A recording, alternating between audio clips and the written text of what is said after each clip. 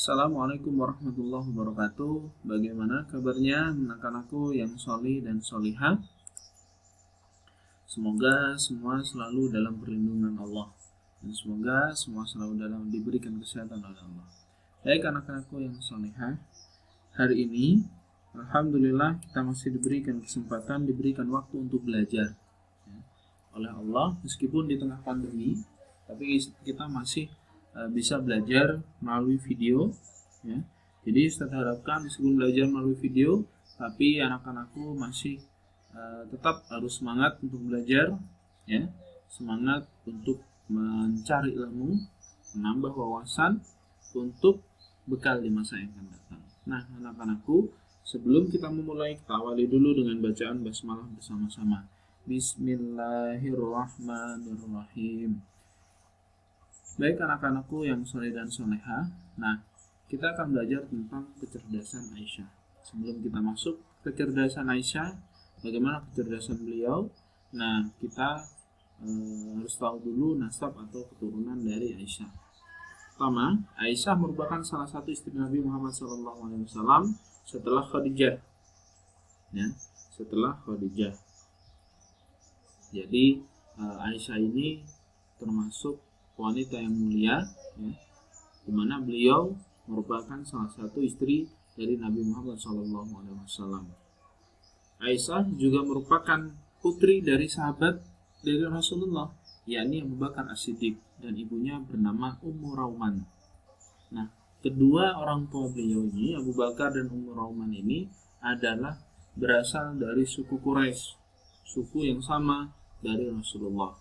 Nah, maka kalau kita melihat proses pengangkatan Abu Bakar As-Siddiq, nah antara ketika ada perdebatan ya oleh kaum Ansor, nah di sana ketika ada perdebatan untuk memilih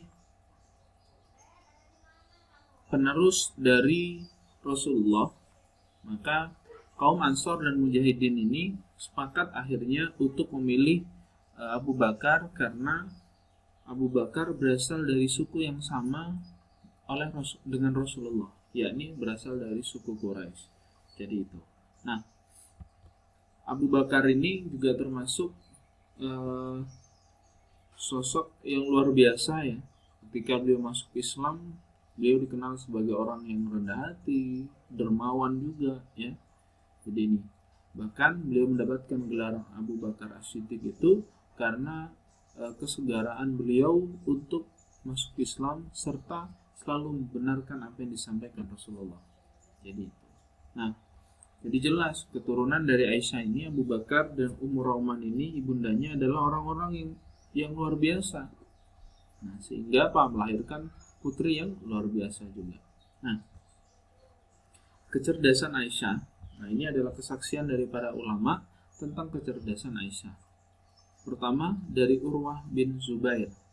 Sebagaimana yang diriwayatkan oleh putranya Hisham, aku tidak pernah melihat orang yang lebih pintar ilmu fikih, ilmu agama ya, kedokteran, syair selain Aisyah.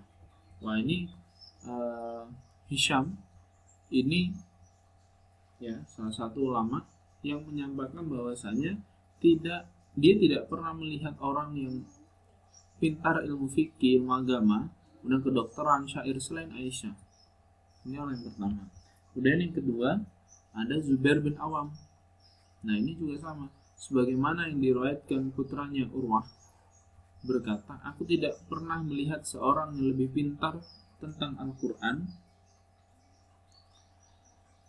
hal-hal yang difardukan, halal dan haram, syair, cerita Arab, dan nasab, silsilah keturunan selain Aisyah. Nah, ini jadi kedua saksian sebenarnya ada beberapa, kurang lebih ada 4 ya. Kalian bisa simak di bukunya.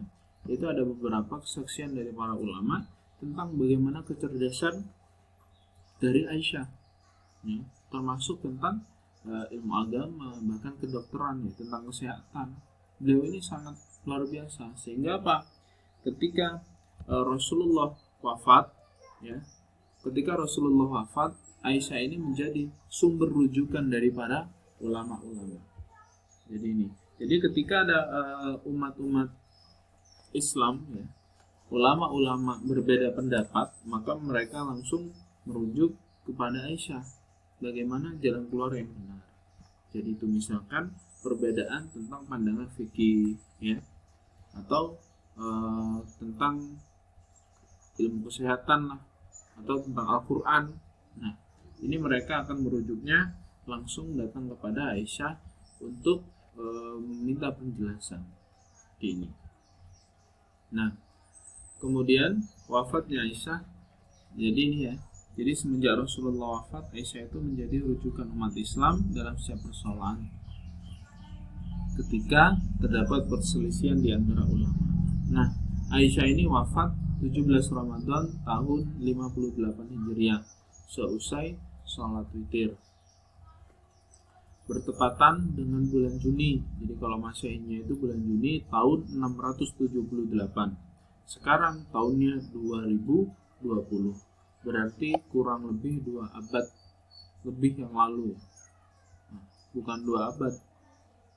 Kalau 1 abad itu 100 tahun, berarti berapa abad? Mungkin sekitar 20 abad lebih ya.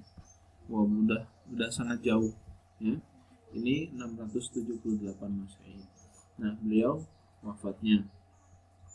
Nah, anak-anakku yang saleh dan salehah, untuk tugasnya silahkan kalian kerjakan halaman 59 di buku ya. Itu ada pertanyaan, silahkan kalian kerjakan, kemudian hasilnya dikirimkan ke Ustaz Ardi ya, melalui WA yang biasanya. Oke. Nah, yang nomor yang ini ya. Oke, itu saja mungkin dari Ustaz. Apabila ada salah kata, Ustaz mohon maaf yang sebesar-besarnya. Ustaz harapkan tetap belajar, menjaga kesehatan di rumah ya. Tetap belajar dengan sungguh-sungguh, jangan malas-malasan ya. Karena apa? Karena kita nggak tahu kapan pandemi berakhir. Jadi Ustaz harapkan kalian masih bisa belajar secara maksimal bersama orang tua di rumah ya, bersama kakak mungkin di rumah. Jadi tetap harus bisa belajar ya.